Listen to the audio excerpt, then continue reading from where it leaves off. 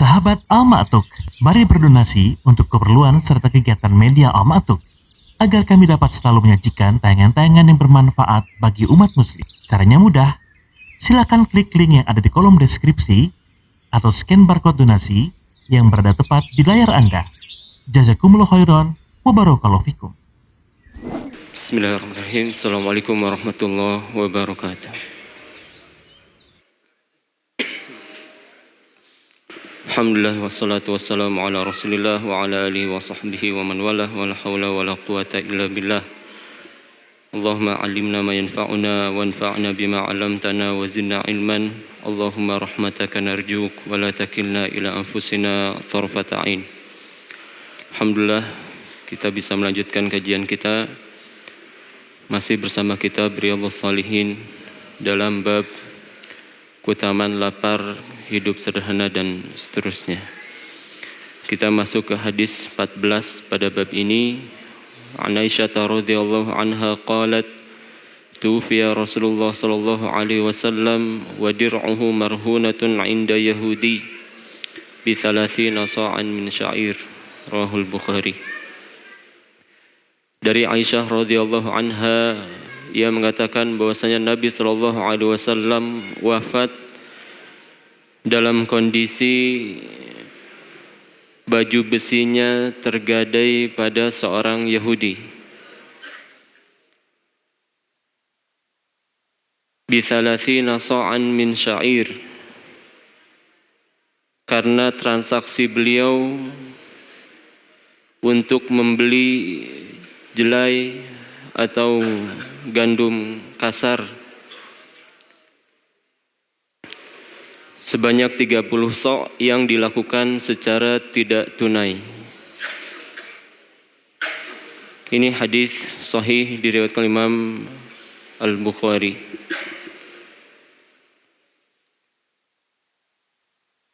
Nabi sallallahu alaihi wasallam sebagaimana dijelaskan oleh Syekh Fahad Al-Ainazi, beliau melewati 3 fase kehidupan.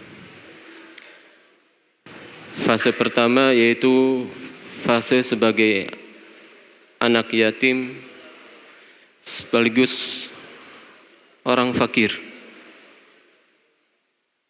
Oleh karena Allah Subhanahu wa taala mengatakan alam yajidka yatiman fa'awa.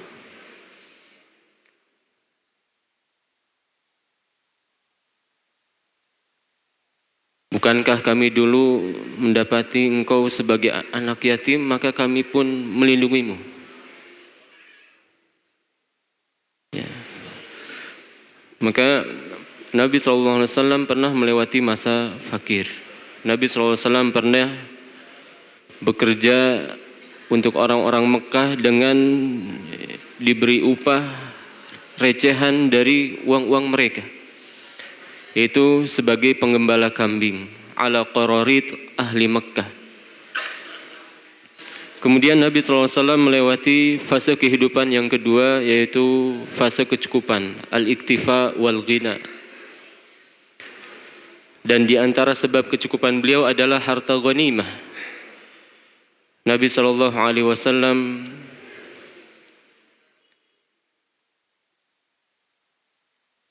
pernah menyebutkan uhillat liyal ghanaim, dan dihalalkan bagiku harta ghanimah,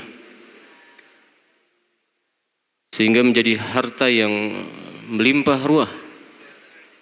Hakim bin Hizam pernah diberikan harta 300 ekor unta oleh Nabi SAW, miliaran.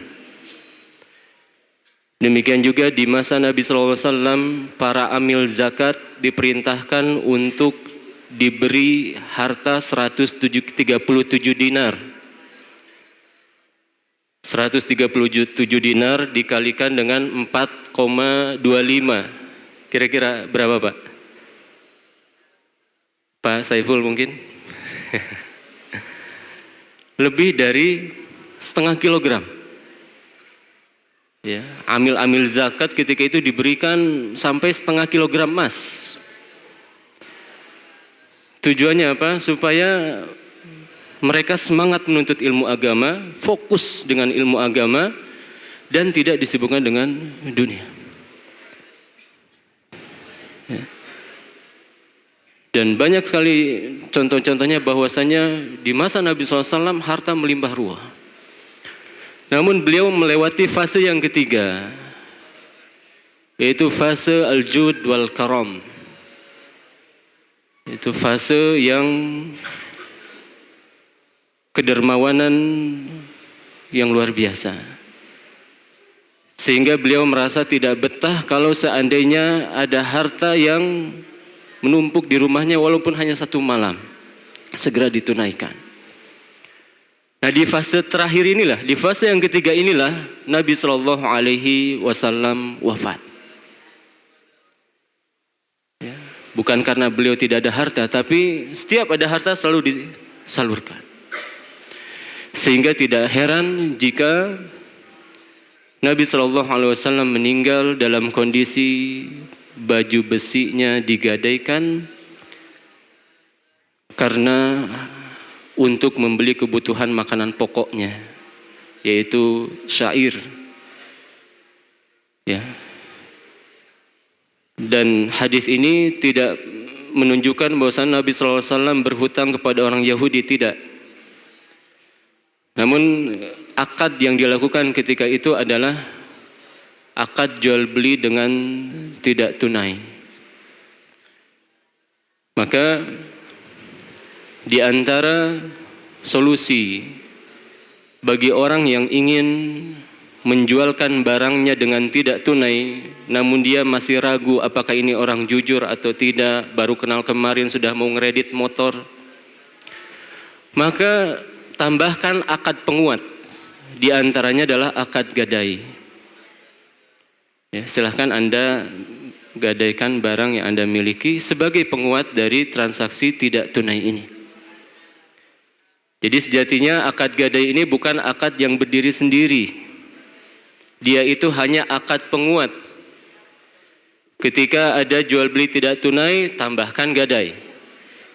Ketika ada hutang piutang, tambahkan gadai.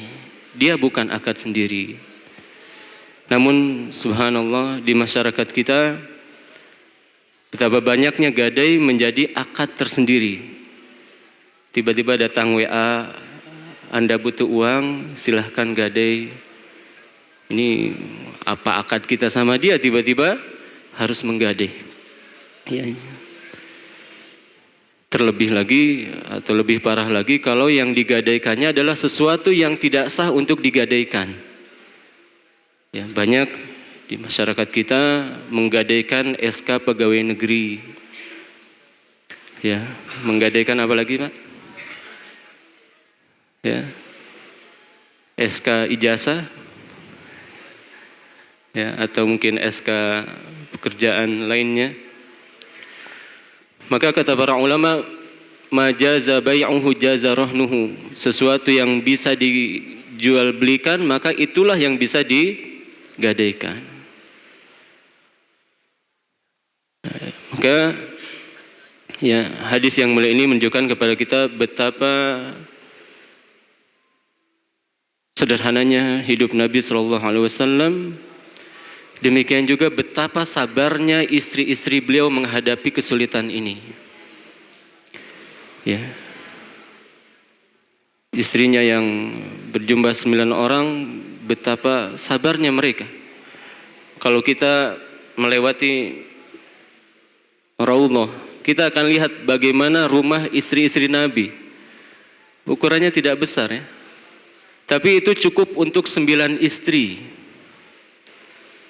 Ya, Masya Allah. Ya, ukuran yang tidak besar itu cukup untuk 9 istri.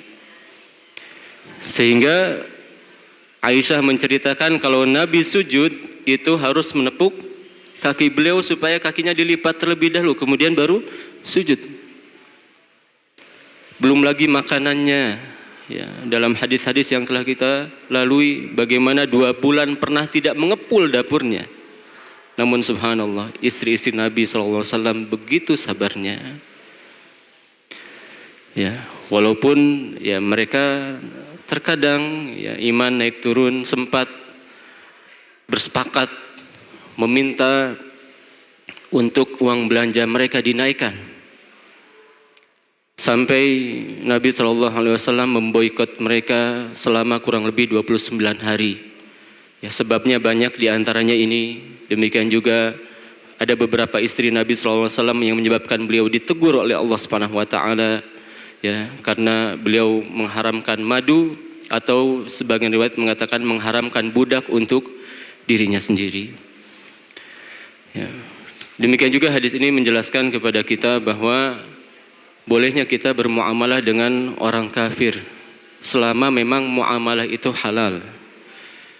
Ya, sebagian orang menjadikan hadis ini sebagai dalil bolehnya riba. Tuh lihat, Nabi transaksi dengan riba, dengan ahli riba. Padahal kita ketahui bahwasanya transaksi yang dilakukan oleh Nabi SAW ini adalah jual beli, yang itu hukumnya halal, hanya dilakukan secara tidak tunai. Maka hukum asalnya kita boleh bermuamalah dengan mereka. Namun dalam kondisi tertentu, para ulama kita menganjurkan kita untuk melakukan boikot, dan ini pun tentu untuk pribadi kita. Yang bisa mewajibkan boikot, memerintah boikot adalah pemerintah. Ya, seperti Syekh Masyhur Hasan Salman, beliau menceritakan bahwasanya 30 tahun saya tidak pernah menggunakan produk Yahudi. 30 tahun, subhanallah. Ya, maka dalam kondisi-kondisi tertentu mungkin kalau memungkinkan ini bisa kita lakukan. Demikian juga sebagian ulama mengatakan, kenapa kok ini tidak digadaikan kepada muslim saja? Sebagian ulama mengatakan karena ketika itu para sahabat tidak ada yang memiliki kecukupan. Ada juga yang mengatakan bahwasanya khawatir Nabi tidak mau dibayar. Ada juga yang mengatakan ini menunjukkan akan kebolehan melakukan transaksi tersebut. Ada beberapa banyak alasan mengapa Nabi SAW melakukan akad gadai kepada orang Yahudi tersebut. Ya, dan faedah terakhir bahwasanya bolehnya kita bertransaksi dengan orang yang kebanyakan hartanya haram. Boleh.